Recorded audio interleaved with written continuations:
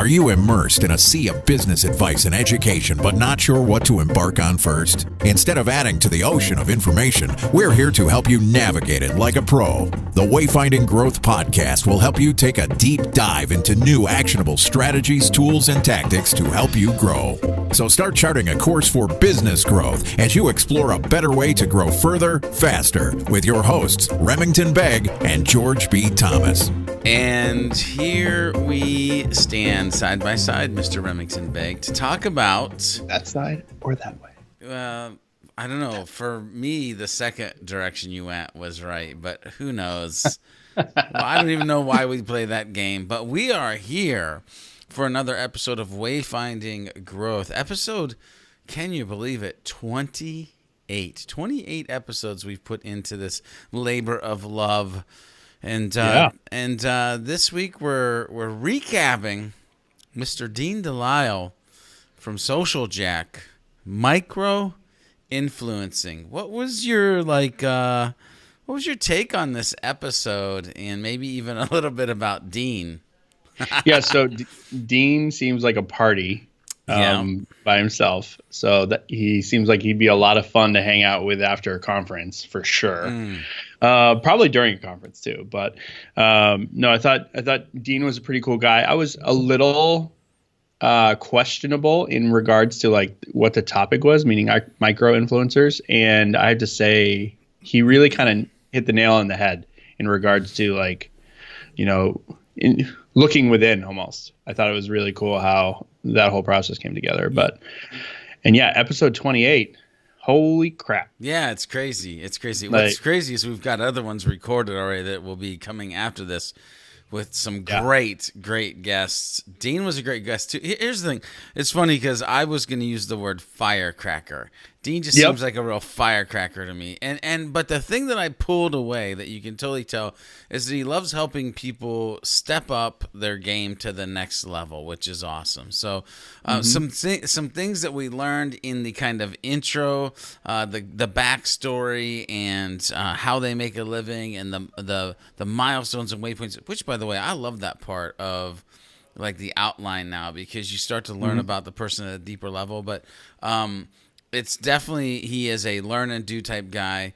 I picked apart, I know you got a couple notes here too, but I picked apart that he loves to observe people and how they do what they do, right? Like, and I mean to like finite details of what they're doing. And I mean body motion, decisions. Like you could tell that he just inherently pays attention to that, because in the story that he told about like working at a restaurant and being a busboy and paying attention to how the guys were acting and networking and where that ended him up, and how he realized like this gift of observation is kind of like a thing moving forward. But give me your take on the backstory and things that you pulled out of there. Yeah, so I'm a people watcher too, which is fun. But one of the things, so way back when, like I came from a background of networking, as well. Like, we're talking like peer-to-peer networking, like boots on the ground, talking to other people at conferences and chamber events and all that jazz. It was cool to kind of hear him talk about that, and where like a lot of where he came from was seated in that. And they, they've got different types of like personality traits of individuals. This guy's a promoter to the nth, right? Like, so you got like promoters, you got go-getters, and then you've got, people that the wallflowers and all those. Like he's definitely like, he may stop for a second to be the wallflower, but he's definitely not the guy that hangs out there like not talking to anyone. Right. And connecting with him on social, like that's pretty apparent too. But I think one of the cool things is he brought like, we're talking about micro influencers. First thing is you go into this thought process of like the internet side of things. But it was cool because like it all started with him of like being in real life, know? And I thought it was pretty cool that, it was rooted in the restaurant industry, because I remember those days. And it's funny, a majority of the people that work at Impulse all have those days behind them. So it's just one of those things that I think there's some traits there in like life learnings, we'll say. It's funny that like we're even having this conversation of people immediately think of like online networking and that you're like, but it started out in real life.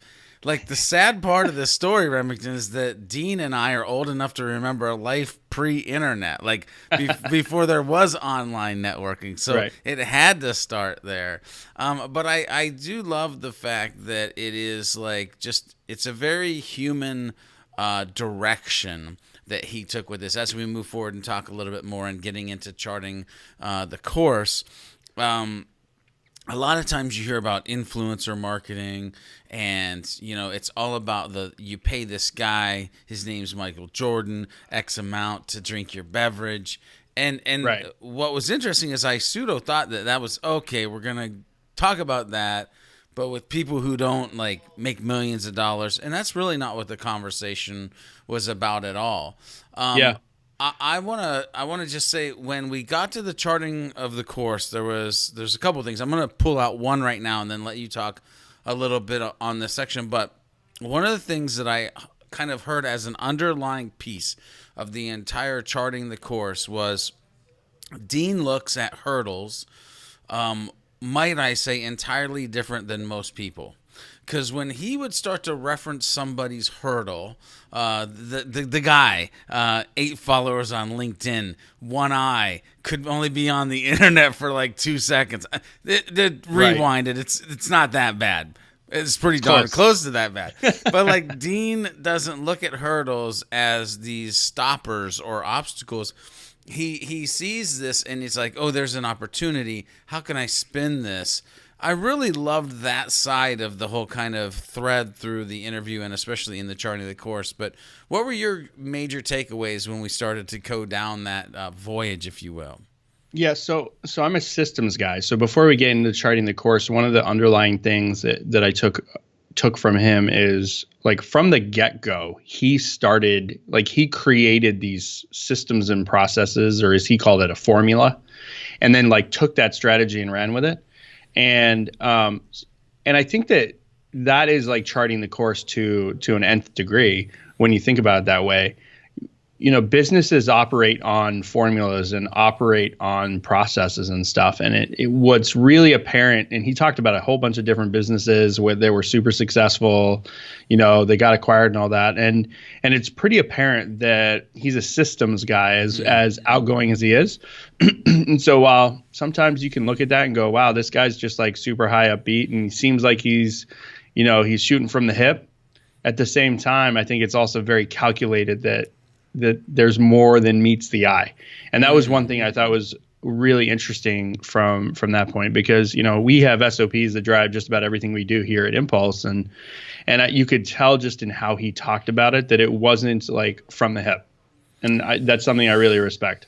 Yeah, that's interesting because I didn't think about that, but there typically are 2 different types of individuals. There's the person who can just fly with it, right? Yep. Just go, like rock and roll. Which is a double-edged sword. Yeah, right. Without a doubt. And to be honest, I would say not that there aren't processes behind me, but there's a large amount of time where I'm just like, hey, hit the button. Let's make something. Right. And so it's interesting that you saw in Dean almost both pieces of this, where it was like, okay, I built this foundation, this formula, and now I can just it frees me almost to be out on the edge where it feels like I'm flying by the seat of my pants, but I always have this foundation to go back to. Yeah. And as I'm talking about this, Remington, I think about historical guests that we've had on the show. And one thing that you and I will say, like when the show is over, not when the guest is on, is like we'll say they're still mapping out their journey. Like they're still trying to understand how to tell the story. The story's told, which allows that Dean to live on the fringe like that. I think that's maybe what you were kind of seeing, feeling. That's very interesting. It's very interesting. So then when we did get into like charting the course and the topic of micro influencers being like better defined, and you know he defined that as anyone that has an audience under 10,000, and And I thought that was interesting because that starts to open up a lot of opportunities for corporations and companies, because he had mentioned quite a bit that everyone is like looking out for influencers, and no one's looking in the mirror or even looking internally within an org. And while there's a lot of responsibility on that, the thought came of like, teach them, it's like it's this saying about employees, like, it's like, treat them as if they're never going to leave, or something like that. Anyways, I totally jacked that up. It's all good. But when we're talking about like where to find these people, like, I have to admit, I was immediately thinking like influencer marketing as a label and just kind of chalking it up to that. And then once we started having the conversations about it, he said that he mentioned a couple words a few times, and employee advocacy. Yeah. Right. And he mentioned that quite a few times. And then I really loved the whole advocacy team. I actually wrote down some notes on the side of that. So like when you start thinking about like your employee advocacy, there's obviously, you can have like one person who you're trying to be a micro influencer, but then there's a really huge opportunity to turn your whole company into an advocacy team. Yeah. And I think that I think at Impulse, we're even kind of on our way with that. But when we start talking about like giving them the freedom, the final piece was a quote that was like, don't reel them back. Like, build out your system. And it's funny because now we're referencing this again. He's like, build out your system and embrace it and let people do their thing that makes them feel good.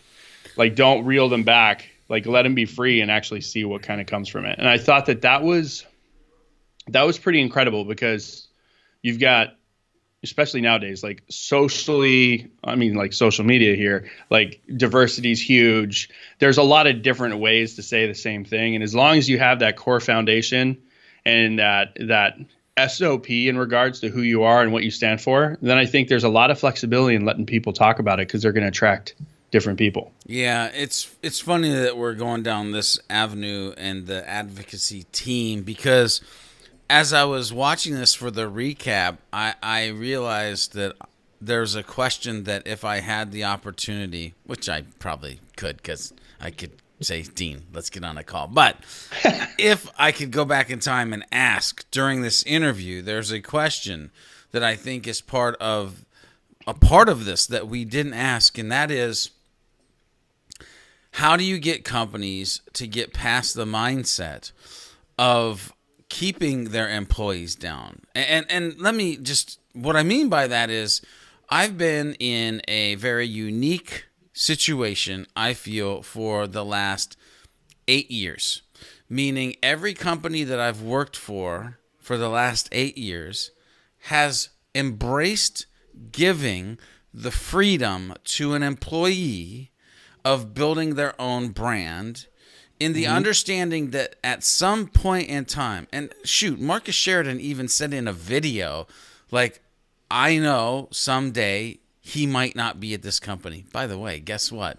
Not at the company, but was willing to give the freedom and the ability to be an advocate of that brand, the sales line, an advocate of the brand Impulse Creative, but still be able to go out there. Like, there's never been, nobody's ever really for the last 8 years reeled me back in. And so my question is, because I think that's an anomaly, by the way.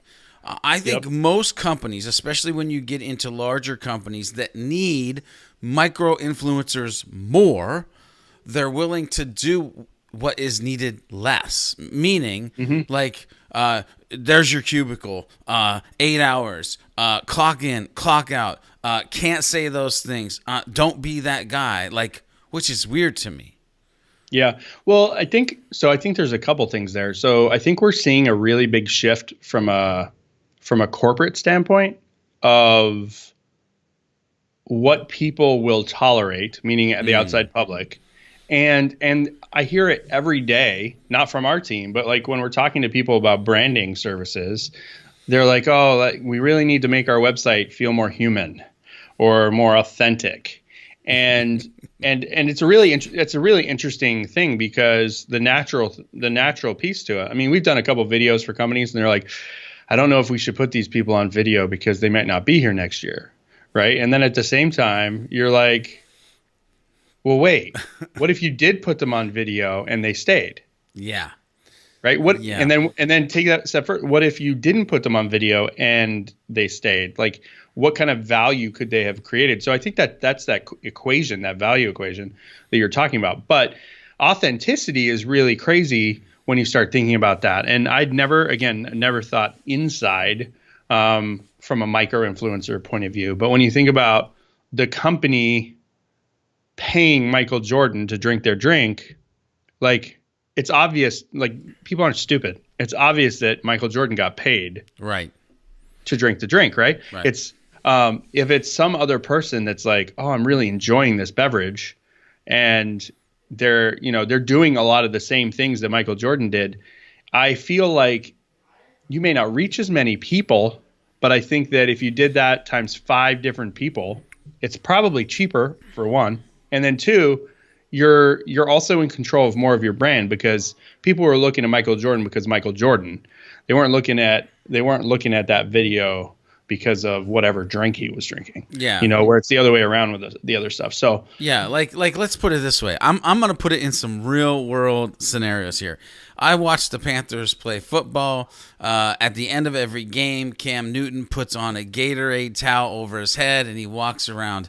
I have yet to get thirsty for Gatorade after a Panthers game. However, somebody who I hang out with a lot drinks a beverage that is Captain and Coke. And all of a sudden, I find myself drinking a lot more Captain and Coke than I do other beverages. Sure. In the evening, of course. Like, I don't start at like 10 o'clock in the a.m. or anything like that. But not 10 o'clock in the a.m. But my point is, the micro influencer has created more of a day-to-day change than this paid influencer, which is interesting because I go to another one of Dean's stories in this section where he talked about the small bank and how the small bank is like exploding socially over like a national chain. And that's the thing.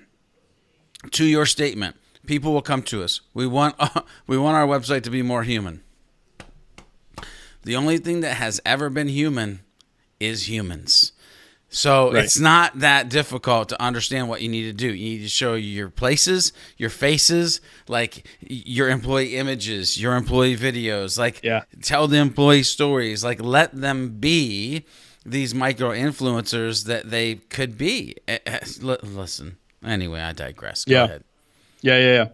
So the last part was I really like the concept because we're also getting a lot of people asking us to help with influencer marketing. And so Dean's really kind of helped me in that regard, because then I immediately go to like, who in your team can we turn into influencers? And you should see people's faces. What do you mean? And so he talked about social teaming.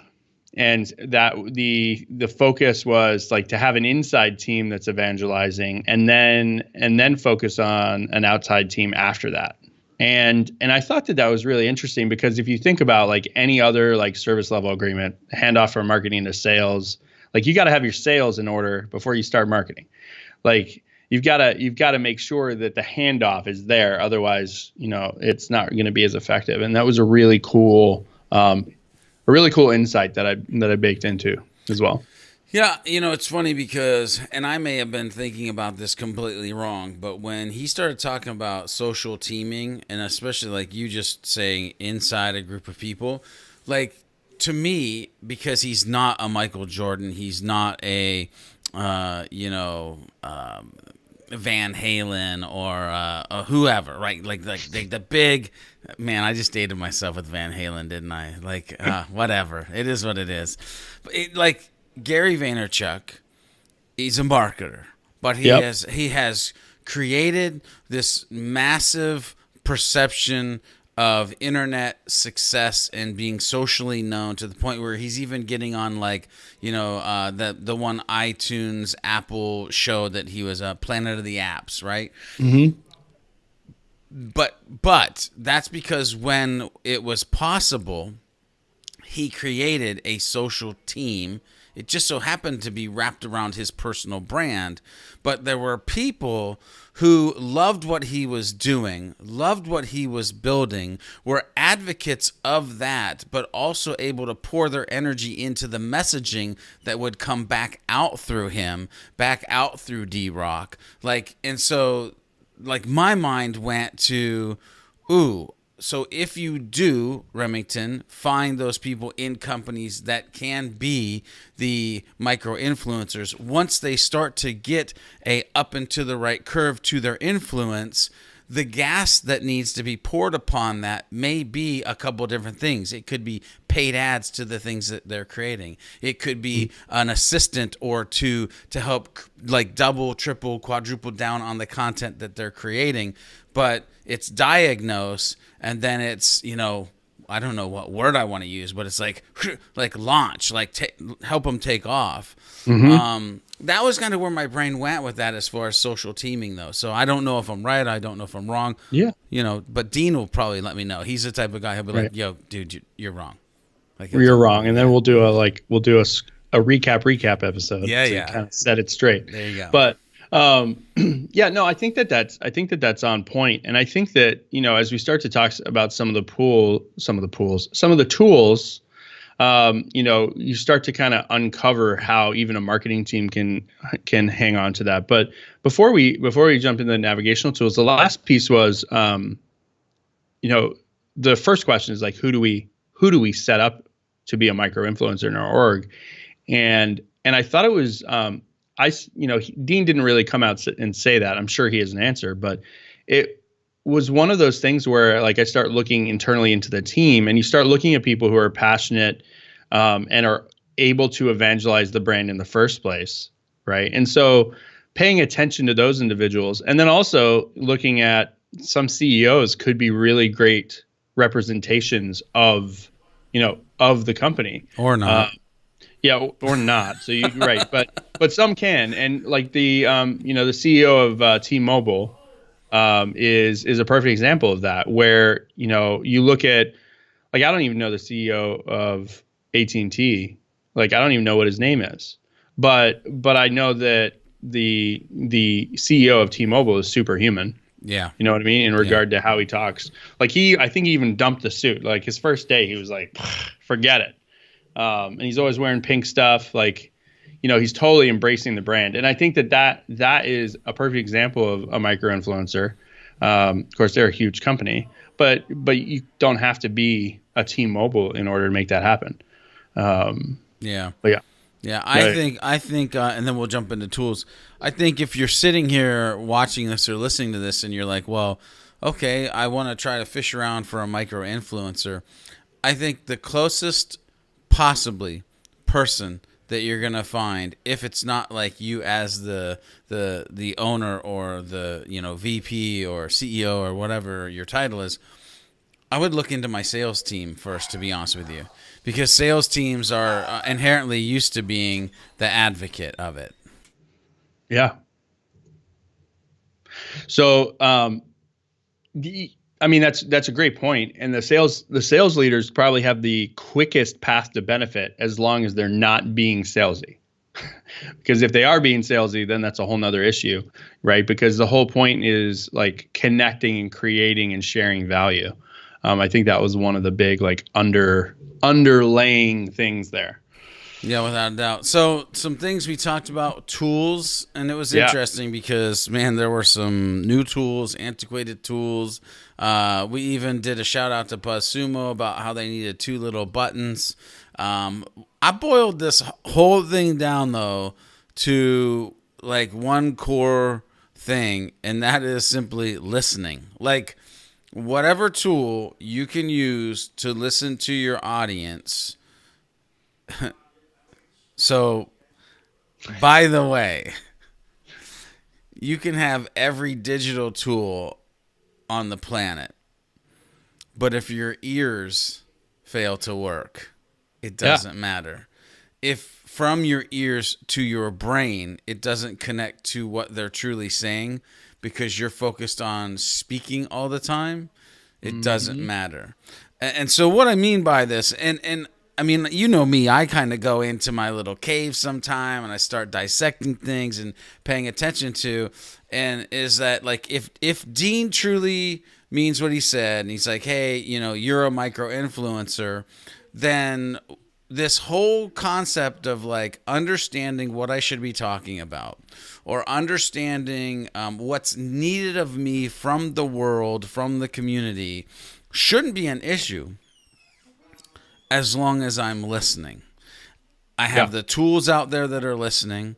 Once the tool brings me the information, I'm actually using my ears and eyes to listen to the topics or the conversations. And then my brain is able to take that and tie it to truly, and I say strategy, but I mean the human conversations that need to come back out of what has brought in from. And I think sometimes when people think about influencers or micro influencers, they think of it more as a preacher behind a pulpit than potentially a long-lasting conversation amongst friends.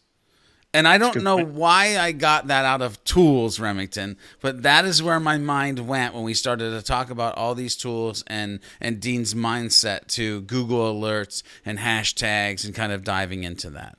Yeah. Well, what was really funny to me is like he immediately said, don't buy any influencer tools. Like he was pretty brash about that too. He was like, stop, like don't buy any, because like that's not going to be the way that you're going to find the ones you need. And I thought that was pretty interesting. So like if you were in search for an actual influencer, forget micro influencer for a second, but like an influencer, the first thing you're like, oh, I'm going to buy this tool. And he kind of tied it into, well, why don't you just search for people that are making a lot of noise around certain topics? So search topics. And there's been a couple other people that have talked about like content strategy and that kind of thing that have almost a very similar conversation, but like lead with topics. And then so Google Alerts was huge. And he said, use the hashtag, like actually like search the hashtags in Google Alerts. And that really blew my mind because I use Google Alerts all the time, but like actually like referencing hashtags kind of widens it up. And that's a free tool, people. Right. So that was a big one.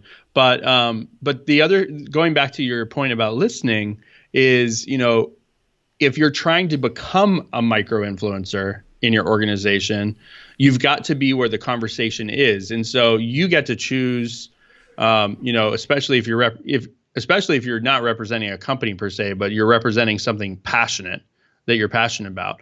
But if you are able to represent the company you work for, then you're going to be looking out for certain conversations around things, and you're going to engage in conversation.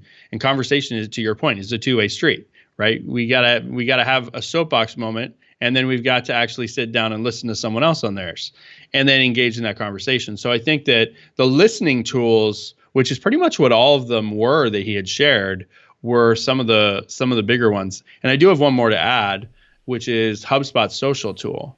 Like their social listening tool is pretty legit if you set it up the right way, and you can get daily notifications and whatnot. So, as you're doing that, you could use the tools that you already have. This was another point that Dean had. Yeah. But look for the listening pieces, not the promotion pieces. Yeah. Speaking of promotion, this episode is brought to you by the Impulse Creative website and marketing audits, video audits. If you want to make sure you're getting 100% ROI out of the things that you are doing, especially in 2019, you need to get a hold of us. We're going to help you out. We're going to get you going. Speaking of going, we went to the Bermuda Triangle, used to be home of Remington Bag. It's funny. I've noticed I've done that in like 7 or 8 episodes now where I'm like, time to go home. And I did it again in this one, which is funny. And I know I did it in one about 7 or 8 episodes from now as well that is going to be coming out, which is maybe why my brain went there. And speaking of time travel, Dean and I, we talked about that during this episode as well. So, here's what's interesting. So, for me, there was a piece I'm going to talk about that I'm going to let you roll for a hot minute, because I always love when you roll because it gives me other things that I didn't really think about. Dean talked about how people will work on becoming these micro influencers, and then all of a sudden they'll do this thing where they'll just go dark. And it might be because the conversation that's being had. It might be because of a hater. It might be because they got in their own mind and they decided, you know what, it's not working, when they're literally like 2 steps away from it blowing up. Which, by the way, super my biggest fear ever is that I have done everything that I've done for like the last XYZ years, and then one day I wake up and go, I'm done with this, only to find out when I like meet Jesus and God himself in heaven, they're like, you know, like a day later, the day later, it would have like, this is what would have happened. But so for me, that was like, oh yeah, man, I know what he's talking about. And for me, going dark, I was like, okay, that means we need to talk about perseverance. We need to talk about consistency and just actually consistently persevering in that thing that you're trying to do as a micro influencer. Like if you're listening to this as the community and you know, we all wake up and we're like, I just don't know. Like if I'm in a loop. Yeah, I'm in a loop. Oh man. Yeah, Groundhog Day, right? If you feel that way, just remember, like it's a thing we all go through. Just keep going. Next step. Eventually you'll walk out of it. You'll be out of the storm. You'll be into the sun. I know that's weird, but hey, like that's where my head went when Dean was talking about this whole journey of being an influencer.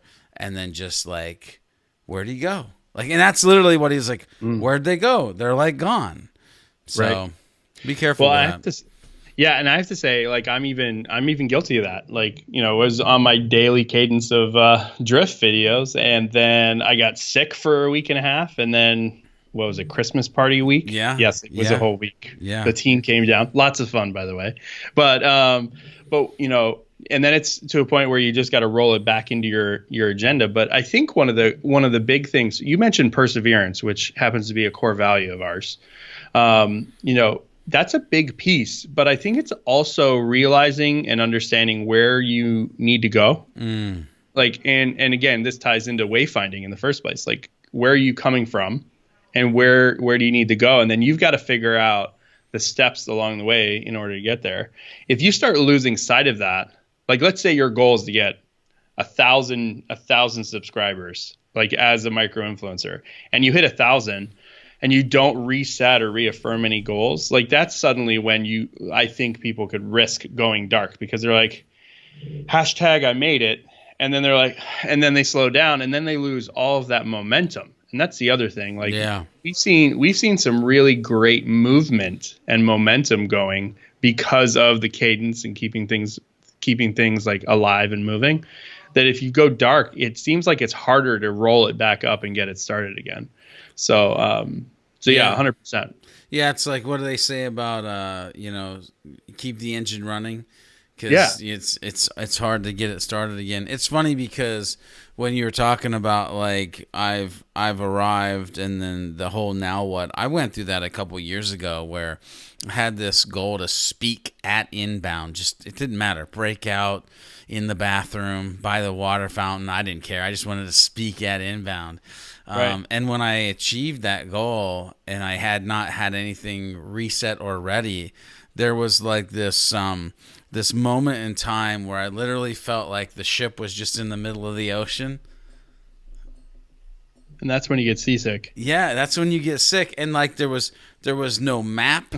I couldn't see any land. I mean, and that is not a good place to be in. And by the way, and if you hear Remington talk about this and you're like, but I don't have any goals, might I say that you create a goals board quite quickly, because it is game changing to have a board written out of goals that you see each and every day to keep you kind of going in the direction of that path that you want to go down. So yeah, a couple more things here that I thought were pretty big. You know, everyone wants to measure everything like right away, right? So understanding it's a long game and the short game at the same time. I'm going to say that every episode until the end of time. But really, like Dean mentioned, like look at your stats as more like confirmations, but do not take your eye off the people on the inside that you're actually like influencing or communicating with.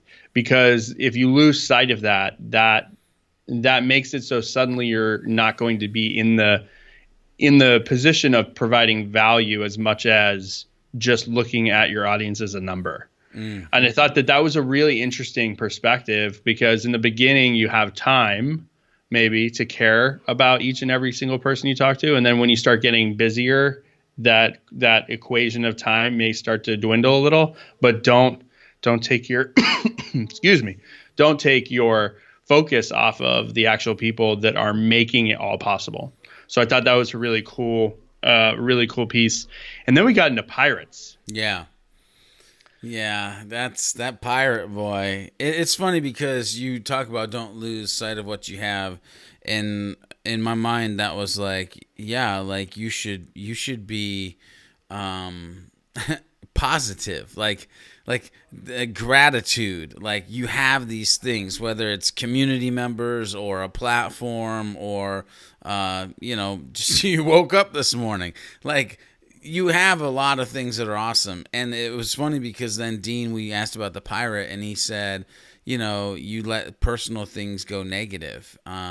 You start to think about not being good. You're not calling out the elephants in the room. And the big word, you let fear get in there, right? And false evidence appearing real. That's what fear is. Like we never look back at something and are afraid of it. That's amazing to me. Like you can think 6 months back, 6 years back, you're like, I made it through it. Like it's only things that you cannot perceive that allow us to have fear. And so sometimes I even battle with, like, is it even a real thing? Like, should it even have the power that it has over us? But we've all dealt with it. Yeah, we've all seen those things. And it's funny because I always jokingly say I don't care about being idiot online, so I just like let it all hang out. But Dean mentioned, like, most people, some people, I think a lot of people are afraid of looking stupid. And so therefore they won't allow themselves to elevate into this micro influence or even major influencer level that they could potentially have. Yep. Yeah, and the last part for me was, how he tied into the pirate. He actually, it's almost like a bonus right at the end. He was stay connected to your competitors, but just focus on being the best that you are. Don't focus on comparing that. And that brings up a couple really, really interesting points. Don't compare yourself because you don't know the other people's stories. You also, in a lot of cases, don't know how long they've been working on that. And so the natural thing is to be like, well, how come I'm not like them? And then realize that they've been doing it for 8 years. Like, you just gotta work. And so if you stay focused and true to what you're trying to accomplish, and then just focus on like those flags of that you're winning and doing what you need to do, I think it's really big. But fear can be really tough. And I think unrealistically categorizing yourself against others, especially competition in spaces, can be damaging to your own momentum. Yeah. So I thought that was some really good insights. Without a doubt. So, you know what? Captain Killing It. That's what time it is. However, I'm super curious. I'm going to go with this a different direction. Remington, you went through this with Dean. Mm-hmm. You listened to kind of the conversation of look inside first. Yep. When you think about people in general in Impulse Creative, if you were, and I'm pulling myself out of this, right? Okay. I'm pulling myself out of this. Yeah, because you're the Captain Killing It on the last episode. Yeah. So I'm not in this. But when you think internally to our team and the potential of being micro-influencer and not being allowed to say everybody, because I know our team and we easily could say everybody. When you think of micro-influencer and Impulse Creative, who do you think would be this week's Captain Killing It? Man, that's tough. Isn't it? It's like choosing your favorite child. Which is maybe why I did it. But no, so I think there's a couple different ones for a couple different reasons.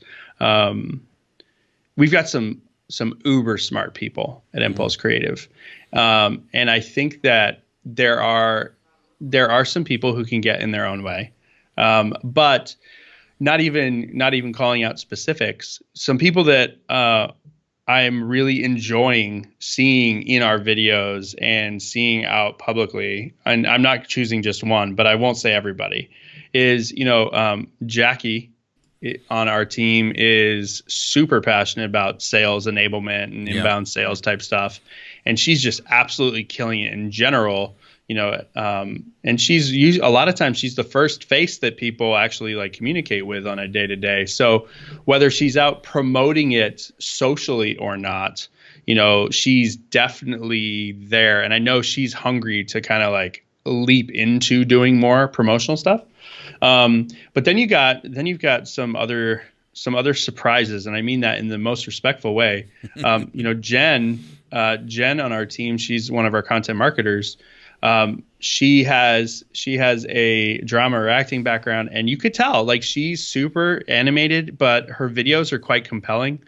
And then a little like back of the house initiative here is Noelle is the one putting a lot of these videos together.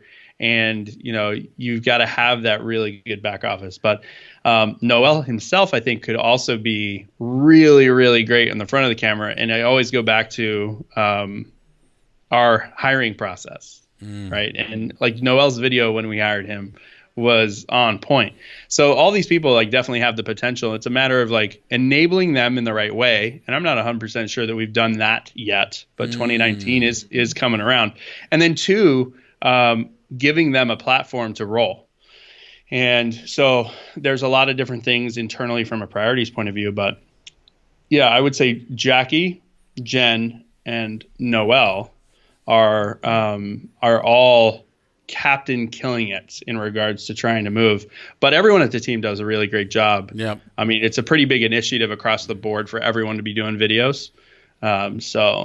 Yeah, and everybody can be mad at me because I stopped you from listing everybody. So when the team listens to this, they'll be like, well, there really is 14 of them. Yeah, don't let George fool you. Yeah, George tied Remington's hands. It's my fault. So anyway, any last parting thoughts or words before we close this bad boy out, Remington? Yeah, I think that everyone should write down the top 5 things that they are passionate about from a content or like, it doesn't even matter what it is, business or personal.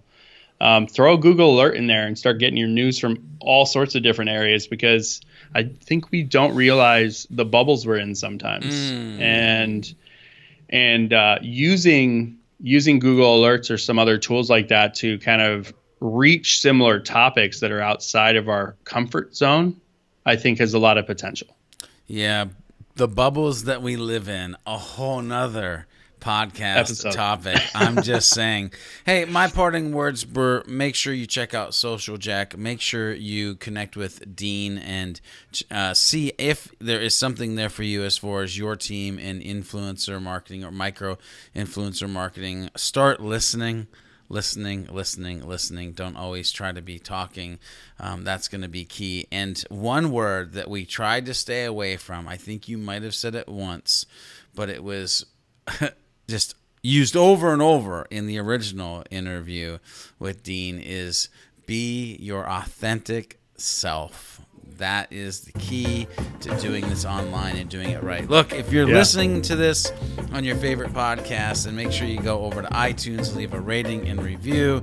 We would love that. We'd love to know what you think of the shows. If you're watching on YouTube, make sure you hit the bells, the likes, the subscribes, all the things, so we know that you're part of the community. And until next time, make sure you're doing all you can do to leave the dock of mediocrity and set sail for your success. Woo! Yee! Nice. And record.